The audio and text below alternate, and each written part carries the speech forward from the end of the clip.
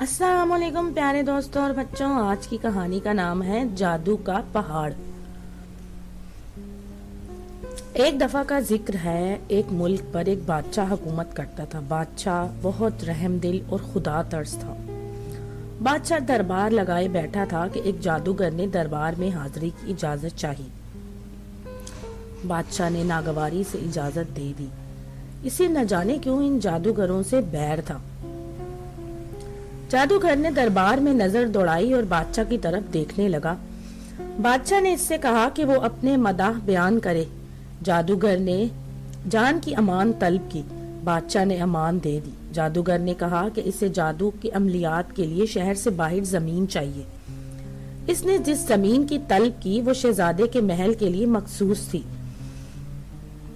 بادشاہ نے بڑے غصے سے اس کی درخواست رد کر دی اور جادوگر کو دربار سے چلے جانے کا حکم دیا۔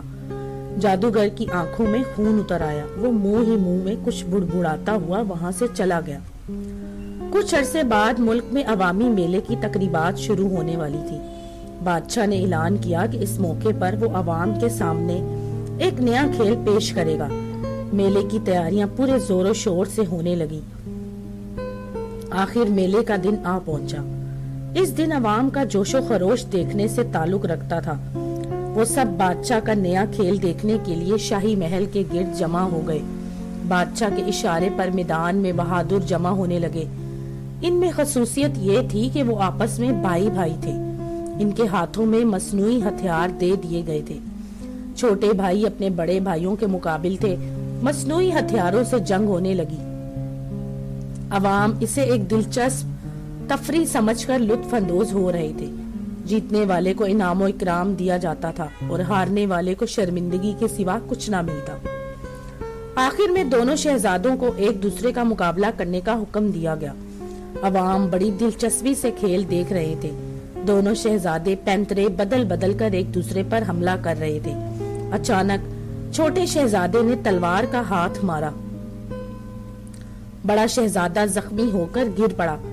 یہ منظر دیکھ کے عوام میں سہمسگی پھیل گئی۔ وہ سمجھ گئے کہ دونوں شہزادے اصلی ہتھیاروں سے لڑ رہے ہیں۔ چھوٹا شہزادہ بھی دنگ رہ گیا۔ اس نے تلوار ایک طرف پھینک دی اور بڑے شہزادے سے لپٹ کر رونے لگا۔ بڑا شہزادہ اٹھ کھڑا ہوا۔ اس نے اپنے بھائی کو غصے سے زوردار دھکا دیا۔ چھوٹا شہزادہ دور جا گرا۔ شاباش شہزادے، یہ تلوار اٹھاؤ اور اپنے بھائی کو قتل کر دو۔ اس نے تم پر تلوار اٹھائی۔ بادشاہ نے چلا کر کہا۔ ہرگز نہیں، شہزادہ چلا اٹھا۔ وہ حیران تھا کہ آج بادشاہ سلامت کو کیا ہو گیا ہے۔ عوام میں حیرت اور خوف کی ملی جلی آوازیں ابھر رہی تھی۔ شہزادے کا انکار سن کر بادشاہ آگ بگولا ہو گیا۔ اس نے حکم دیا کہ بڑے شہزادے کو قید میں ڈال دیا جائے۔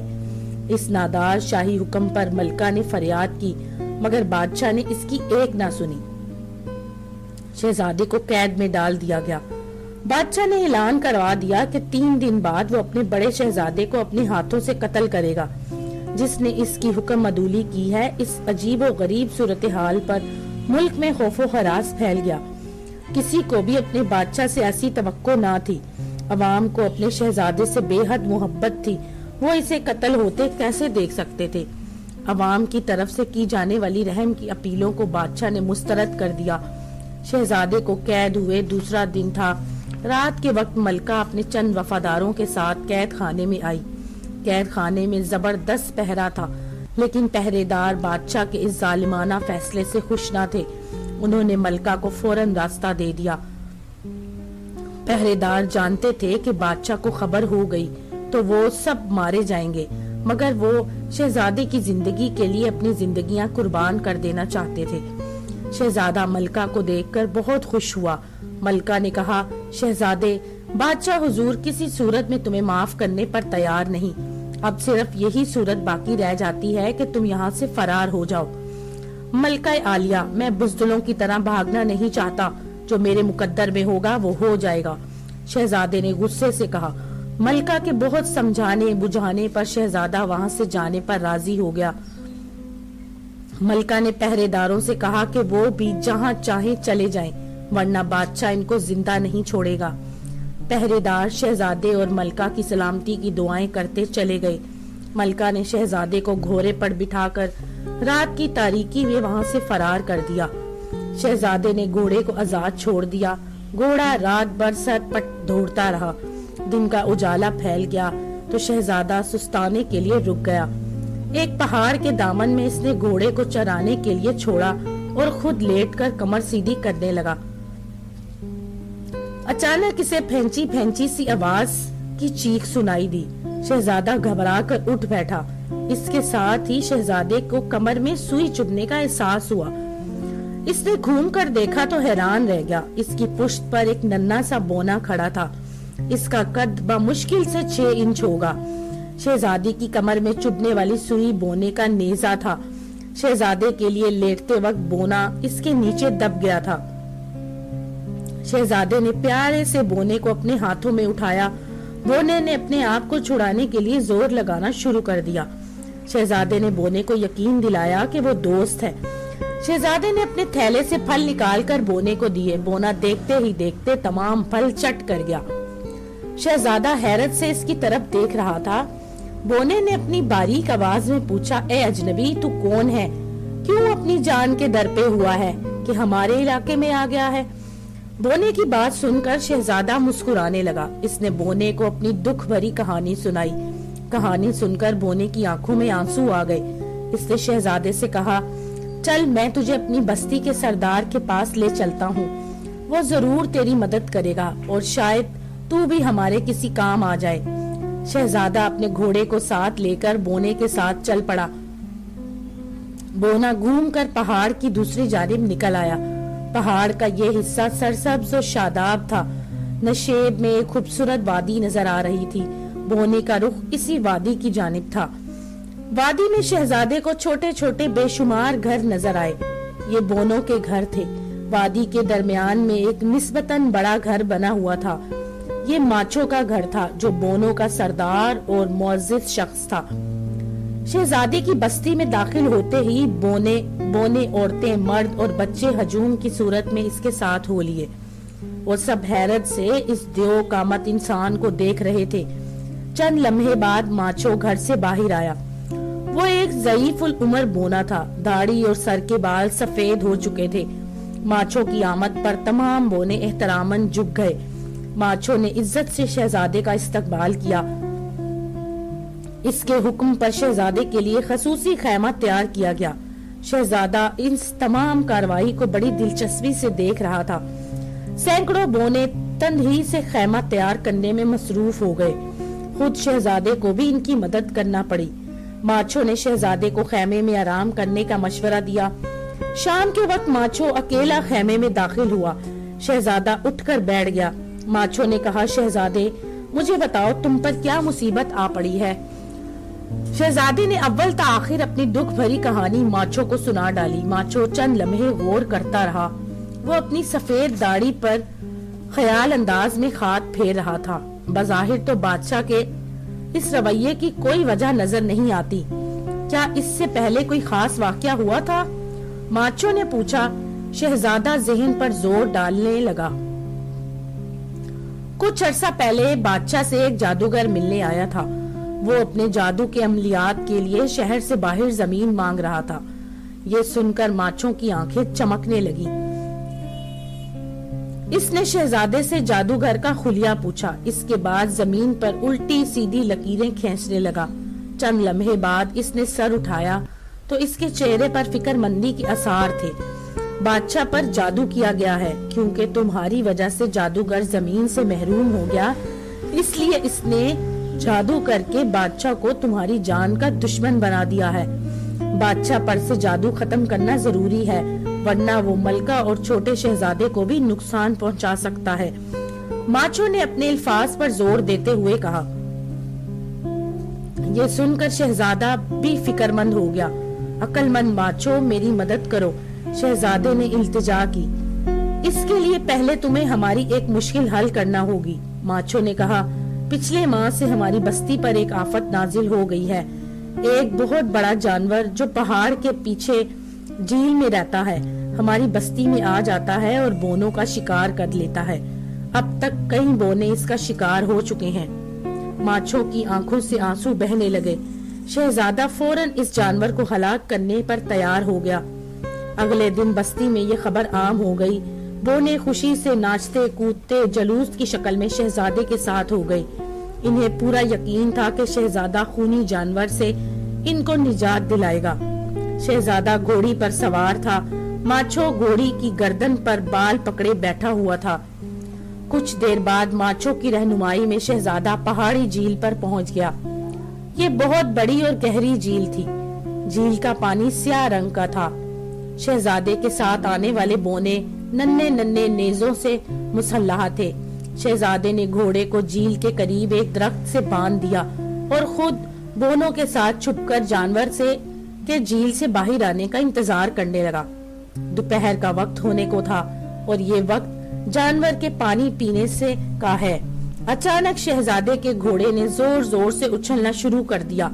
झील के पानी में बड़ी बड़ी लहरें पैदा हो रही थी। शहजादा तैयार होकर बैठ गया। इसने अपने कंधे से तीर कमान उतार कर इसमें तीर जोड़ लिया। पानी के अंदर से स्याह रंग का एक बहुत बड़ा जानवर बरामद हुआ। इसकी शक्ल मगरमच्छ से मिलती जुलती थी। इस जानवर ने आते ही घोड़े पर हमला कर दिया। घोड़े की पिछली टांगे इसके मुंह में दबी हुई थी और वो अपने आप को आजाद करवाने के लिए हाथ पांव मार रहा था। ये मंजर देखकर शहजादे ने फुर्ती से 2 तीर चलाए। दोनों तीर जानवर की आंखों में पैवस्त हो गए। वो अंधा हो चुका था। इस पर भी इसने घोड़े को ना छोड़ा। शहजादा ने तलवार के मुअत्तद वार करके जानवर की टांगे काट डाली। बोनों ने अपने नन्हे नन्हे नेज़े जानवर के जिस्म में गाड़ दिए। कई बोने जानवर की लपेट में आकर कुचले गए। शहजादे ने तलवार के भरपूर वार करके जानवर की गर्दन धड़ से जुदा कर दी। जानवर कुछ देर तड़पने के बाद ठंडा हो गया, लेकिन शहजादा अपने घोड़े को मरने से ना बचा सका। घोड़े के मरने का इससे बेहद दुख था। मांचो और इसके साथी बेहद खुश थे कि शहजादे की मदद ने उन्हें खूनी जानवर का काम तमाम कर दिया। कई दिन शहजादे की खसूसी आओभगत होती रही। एक दिन मांचो ने शहजादे से कहा, शहजादे तैयार हो जाओ, कल सुबह हमें सफर पर रवाना होना है। तुम्हारे वालिद पर जादू खत्म करने के लिए काले पहाड़ की मट्टी लाना होगी, जो यहाँ से 3 समंदरों की दूरी पर है। ये सुनकर शहजादा सफर की तैयारी करने लगा। अगले दिन अंधेरे मांचो और शहजादे काले पहाड़ की सिम चल पड़े। बोने इन्हें दूर तक अलविदा कहने आए। शहजादे ने जंगल से एक जंगली घोड़ा पकड़ लिया था। चंद दिन की तरबियत के बाद घोड़ा इसका हुक्म मानने लगा। इस वक्त वो दोनों इसी घोड़े पर सवार थे। 2 रोज के सफर के बाद वो पहले समंदर के पास पहुंच गए। शहजादे ने कश्ती की तलाश में नजरें दौड़ाई, मगर दूर दूर तक कोई कश्ती दिखाई न दी। मांचो के मशवरे पर उन्होंने एक दरख्त के तने पर समंदर में सफर करना शुरू कर दिया। मांचो मुंह ही मुंह में कुछ बुड़बुड़ाता जा रहा था और तने पर फूंके मारता रहा था। तना किसी जहाज की तरह तेज रफ्तारी से पानी पर बहता चला जा रहा था। भूख प्यास से दोनों का बुरा हाल था। दोनों नीम बेहोशी की हालत में तने पर पड़े हुए थे। आखिर तना बहता हुआ समंदर के दूसरे किनारे पर जा लगा। दोनों लड़खड़ाते हुए पानी से बाहर आए। अचानक चारों तरफ से नेजों ने इन्हें घेर लिया। ये चंद कबायली थे जो मांचो को देखकर बेहद खुशी का इजहार कर रहे थे। नेजों के पहरों में वो कबायलों की बस्ती में दाखिल हुए। सरदार ने मांचो को अपने हाथ पर उठा लिया। वो किसी देवताओं की तरह इसके सामने झुका हुआ था। अलबत्ता शहजादे के साथ इनका सलूक बेहतर ना था। शहजादे को रस्सियों से जकड़ दिया गया। मांचो बेतहाशा बेबसी से ये देख रहा था। रात के वक्त जब तमाम कबायली सो गए तो मांचो चुपके से सरदार के खेमे से बाहर निकला। वो शहजादे की तरफ आया। शहजादे की हिफाजत पर मामूर पहरेदार सो रहा था। इसका नेजा करीब ही पड़ा था। शहजादा मांचो को देखकर बहुत खुश हुआ। इसने मांचो को नेजा उठाने का इशारा किया। मांचो ने जिस्म का पूरा जोर लगाया और किसी न किसी तरह नेजे को घसीटकर शहजादे के करीब कर दिया। शहजादे ने हाथ बढ़ाकर नेजा उठाया और नेजे से रगड़कर अपनी रस्सियां काट लीं। इसके बाद इसने नेजे से पहरेदार को हलाक किया और रात की तारीकी का फायदा उठाते हुए मांचो को लेकर वहां से भाग निकला। सुबह होने पर उन्होंने अपने आप को दलदली इलाके में पाया। दोनों फूंक फूंक कर कदम रख रहे थे कि अचानक एक दरख्त से अस्तेहे का जिस्म लहराता हुआ आया और गरीब मांचो को गिरफ्त में ले लिया। मांचो की चीख ने शहजादे को होशियार कर दिया। इसने फौरन तलवार का हाथ मारा। अजदहा की गर्दन कटकर दूर जा गिरी। मांचो कपड़े झाड़ता हुआ उठ खड़ा हुआ। इसने शहजादे का शुक्रिया अदा किया। दलदली इलाका पार करने के बाद दूसरा समंदर इनके सामने था। इस समंदर को भी उन्होंने पहले समंदर की तरह तने पर पार कर लिया, लेकिन इस दफा उन्होंने काफी फल अपने साथ ले लिए थे ताकि समंदर में अपनी भूख मिटा सकें। समंदर के पार पहुंच जाने के बाद दोनों ने खुदा का शुक्र अदा किया और आगे रवाना हो गए। मांचो ने बताया कि तीसरे समंदर के बाद एक दिन की मुसाफिर पर काला पहाड़ वाक़या है। दोपहर का वक्त था। दोनों सफर करते हुए एक वादी में पहुंच गए। वादी गैर आबाद थी। दूर दूर तक खुशनुमा दरख्त तन्हा और उदास खड़े थे। मांचो ने कहा, यहाँ कुछ देर कयाम कर लेना चाहिए। शहजादा राजी हो गया। उन्होंने दरख्त से फल तोड़कर खाए और चश्मे का ठंडा मीठा पानी पीकर दरख्तों के साए में लेट रहे। कुछ देर गुजरी थी कि शहजादे को अपने ऊपर परों की फड़फड़ाहट सुनाई दी। इसने चौंक कर आंखें खोल दी। 3 देवर परिंदे शहजादे और मांचोर के ऊपर मंडला रहे थे। उन्होंने शहजादे को पंजों में दबोचने की कोशिश की, मगर शहजादा उछलकर एक तरफ हो गया। इसने तलवार निकालकर एक परिंदे पर वार किया। परिंदे की गर्दन कटकर दूर जा गिरी। बाकी 2 परिंदों ने शहजादे पर तेज रफ्तारी से हमले शुरू कर दिए। शहजादा जख्मी हो चुका था। अचानक एक परिंदे ने मांचो को चोंच में दबाया और उड़ गया। शहजादे ने झट तलवार का हाथ मारा। एक दो परिंदा लहराता हुआ जमीन पर आ गिरा, लेकिन दूसरा परिंदा मांचो को लेकर फिजा में उड़ गया। शहजादा बेबसी से परिंदे के पीछे पीछे दौड़ने लगा। परिंदा उड़ता हुआ पहाड़ी गार में दाखिल हो गया। शहजादा फूंक फूंक कर कदम रखता हुआ गार में दाखिल हो गया। इसे देखकर परिंदा शोर मचाता हुआ उड़ गया। मांचो गार के फर्श पर बेहोश पड़ा था। शहजादे ने जल्दी से उसे उठाया और गार से बाहर निकल आया। मांचो के हाथों और चेहरे पर खराशें आई थी। खुद शहजादा भी जख्मी था। शहजादे ने चश्मे के किनारे पर मांचो को लिटा दिया। पानी के चंद छींटों से वो होश में आ गया। मांचो अभी तक खौफ से कांप रहा था। कुछ देर बाद इसके हवास बहाल हुए तो मांचो ने शहजादे को एक बूटी तलाश करने को कहा। शहजादा बूटी ले आया तो मांचो की हिदायत पर इसने बूटी को रगड़कर अपने आप और मांचो के जख्मों को लेप लगाया। हैरत अंगेज तौर पर दोनों के जख्म कुछ अरसे बाद ठीक हो गए। अब उन्होंने तीसरे समंदर की तरफ सफर शुरू किया। इस समंदर का पानी स्याह रंग का था और ये समंदर बाकी दोनों समंदरों से बड़ा था। दोनों खुदा का नाम लेकर समंदर में उतर गए। अब थोड़ी दूर गए होंगे कि लकड़ी का तन्हा पानी में एक जगह रुक गया।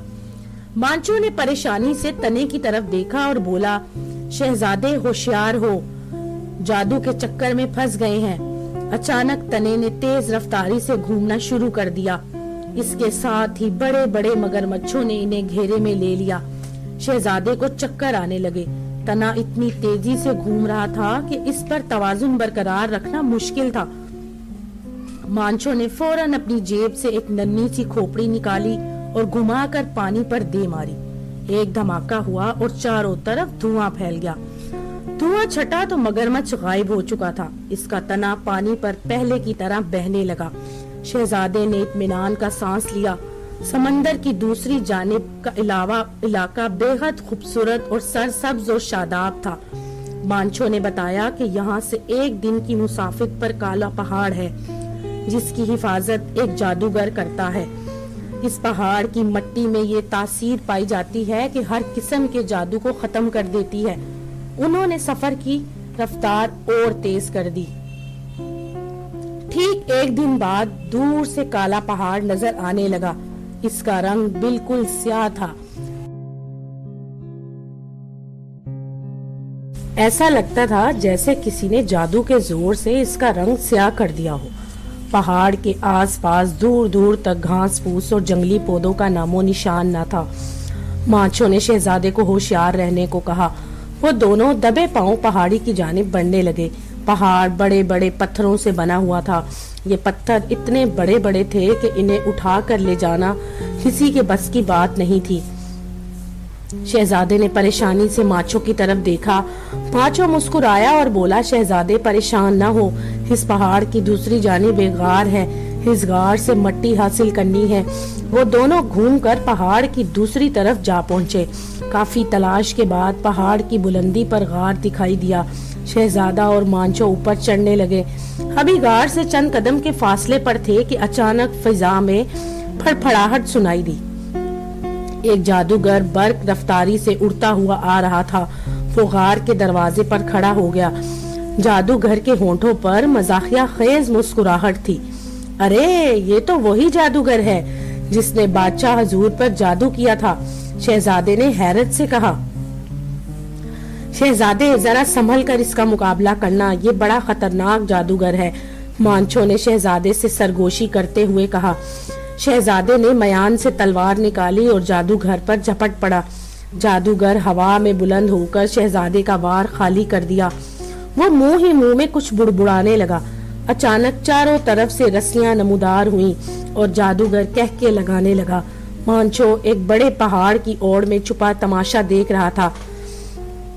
इसने जेब में से एक गोला निकालकर जादूगर की तरफ उछाल दिया। गोला जादूगर की आंखों के सामने फटा। इसमें से बारीक सफेद धुआं निकलकर जादूगर की आंखों में भर गया। वो दर्द से चीखने लगा और अपनी आंखें मसलने लगा।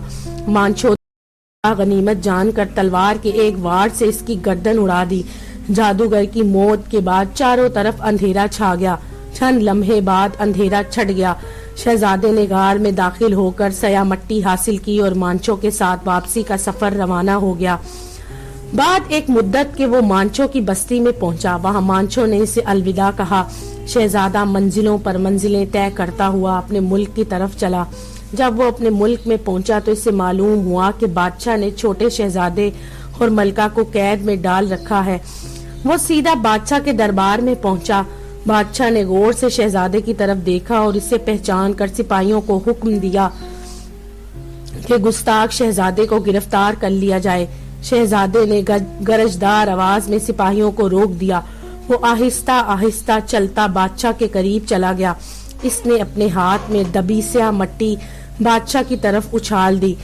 चंद लम्हे के लिए बादशाह के चारों तरफ धुआं फैल गया। धुआं छटा तो बादशाह पर से जादू का असर खत्म हो चुका था। वो अपने बेटे से लिपटकर रोने लगा। इसने फौरी तौर पर मलका और छोटे शहजादे को आजाद कर दिया। बादशाह ने इन सब से अपनी ज्यादतियों की माफी मांगी। इन सब से खुले दिल से बादशाह ने माफ कर दिया और सब हंसी खुशी जिंदगी बसर करने लगे।